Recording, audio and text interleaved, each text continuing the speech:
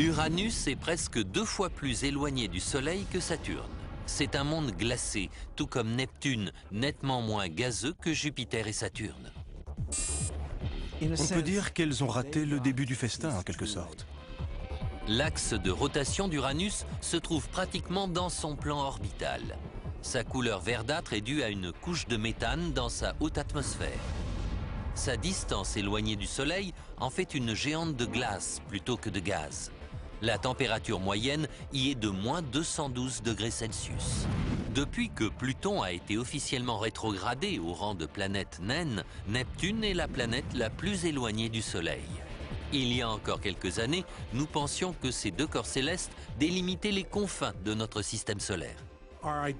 Notre conception du système solaire a changé radicalement en 1992 lorsque nous avons découvert la ceinture de Kuiper. Située à une cinquantaine de milliards de kilomètres du Soleil, la ceinture de Kuiper abrite 70 000 petits corps glacés de la taille d'astéroïdes. Il existe un cortège de laissés pour compte de la formation des planètes qui ne se sont pas tout à fait constitués.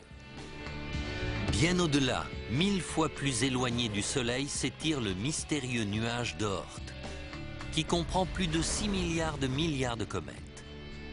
La plupart d'entre elles se sont vraisemblablement formées bien plus près du Soleil au cours du processus qui a engendré la formation des planètes. Mais sous l'influence de la force gravitationnelle de Jupiter et de Saturne, ces comètes ont sans doute été contraintes de décrire des orbites qui les ont repoussées aux confins du système solaire. L'extrémité du nuage d'Oort constitue l'ultime frontière à près d'une année-lumière du Soleil.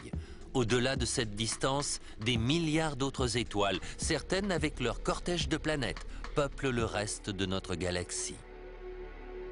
Pendant de longues années, la quête absolue en matière d'astronomie consistait à trouver une planète autour d'une autre étoile. Le seul exemple était celui de notre système solaire. La question était donc de savoir à quoi ressemblerait la première exoplanète. Enfin, en 1992, la découverte tant attendue a lieu. Les scientifiques détectent une exoplanète en orbite autour d'une étoile lointaine. La première planète que nous avons découverte en dehors de notre système solaire était plus grande que Jupiter et se trouvait tout près de son étoile. Nos connaissances sur les systèmes solaires en ont été bouleversées. Faute de matière, un objet de cette taille ne pouvait tout simplement pas s'être formé aussi près de son étoile. La nature de ces planètes ne cadre pas avec les schémas standards de la formation du système solaire. Et le problème ne se limite pas au monde lointain. Lorsqu'on regarde de plus près notre propre système solaire, il apparaît clairement que la théorie concernant la formation de nos planètes comporte quelques zones d'ombre. Lorsqu'on essaye d'appliquer nos modèles et nos connaissances sur la formation des planètes à Uranus et Neptune, elles sont mises en échec. Elles ne devraient pas se trouver où nous les voyons. Pour la simple raison qu'à cette distance du Soleil, il ne devait pas y avoir assez de matière disponible pour former des planètes de cette taille. C'est un mystère. Uranus et Neptune ne semblent pas être à leur place. Et il y a d'autres mystères que la théorie nébulaire ne permet pas d'expliquer, comme l'énigme de la ceinture de Kuiper, qui, d'après les modèles, ne devrait pas exister. Plus intriguant encore, tous les cratères de notre Lune semblent dater de la même période. Autant d'interrogations qui, cumulées, tendent à ébranler notre compréhension générale de la formation du système solaire.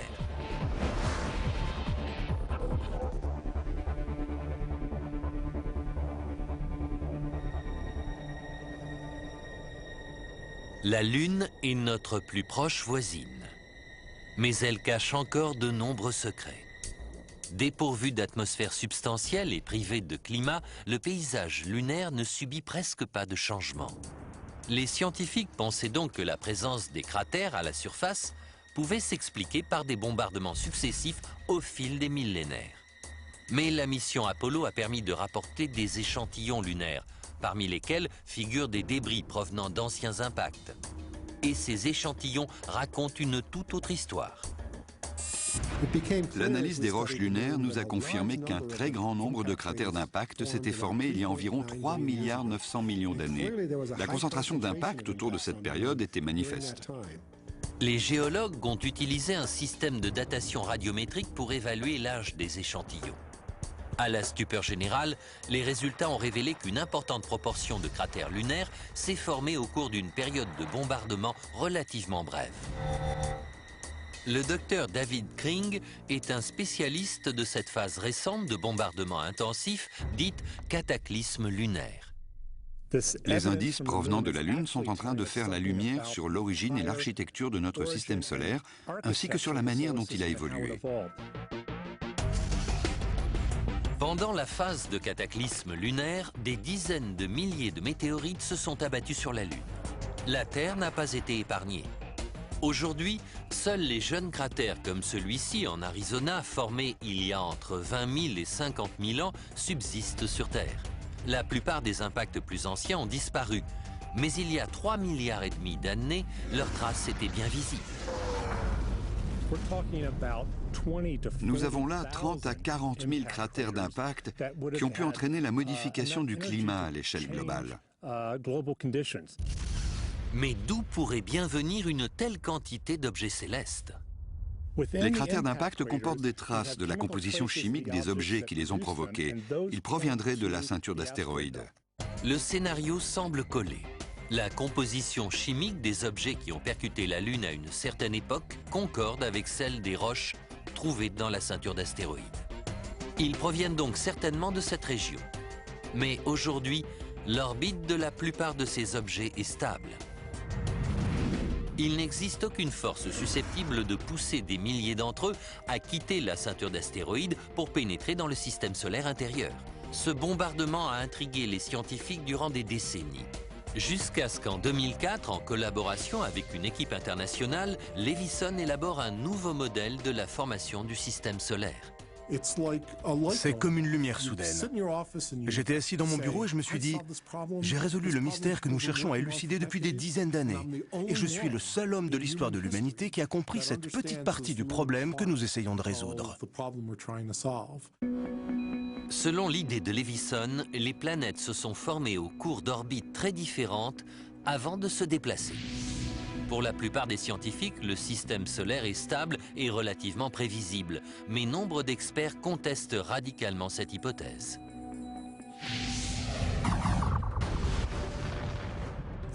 C'est un camouflet à la face de la sagesse conventionnelle. Les astronomes ont sans doute toujours pensé que les planètes se sont formées là où elles se trouvent aujourd'hui. Mais les dernières simulations numériques qui démontrent qu'elles ont migré dans des proportions importantes et ont même connu des périodes de rapprochement intenses sont étonnantes et nouvelles. D'après les simulations de Leveson, Jupiter et Saturne ont été soumises à leur gravité réciproque dans les phases de rapprochement de leurs orbites. Mais ces attractions se sont annulées. Et lorsque Jupiter accomplissait 2 révolutions pendant que Saturne n'en accomplissait qu'une, un phénomène d'une ampleur considérable venait perturber le système solaire, ce que l'on appelle une résonance 1-2, qui s'est produite il y a 3,9 milliards d'années. Dans cette configuration, l'influence des planètes perturbe leurs orbites qui deviennent excentriques. Au lieu de s'annuler, les forces gravitationnelles des 2 planètes agissent de concert. Pour Leveson, cela équivaut à pousser une balançoire. Chaque impulsion envoie la balançoire plus haut.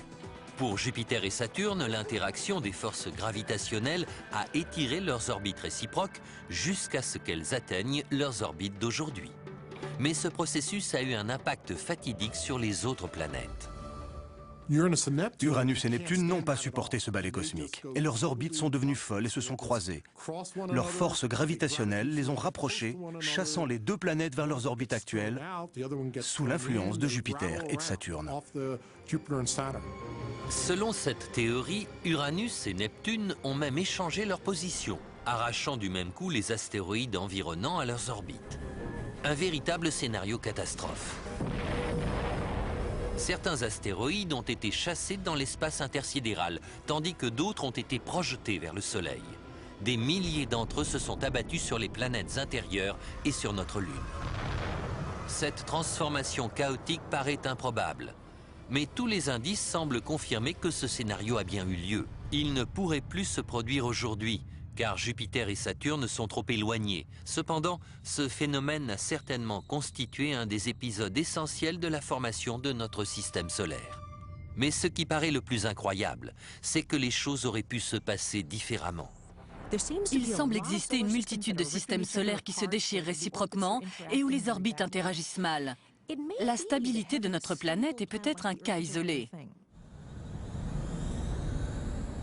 D'innombrables tragédies auraient pu empêcher la formation des planètes. La formation des systèmes planétaires comporte une grande part de hasard. Les étoiles ne sont pas forcément appropriées, il peut y avoir trop de planètes géantes, plusieurs facteurs peuvent être défaillants. Mais nous avons la chance d'être dans cette fine tranche d'existence. Nous aurions pu rester à l'état de cendres, de gaz et de poussière et ne jamais connaître le système solaire varié qui nous abrite. Mais que nous réserve l'avenir? D'ici 5 milliards d'années, notre Soleil aura épuisé ses réserves et se dilatera jusqu'à engloutir certaines planètes intérieures. D'autres survivront peut-être, comme autant de mondes fantomatiques autour d'un Soleil mort. Toute vie aura disparu.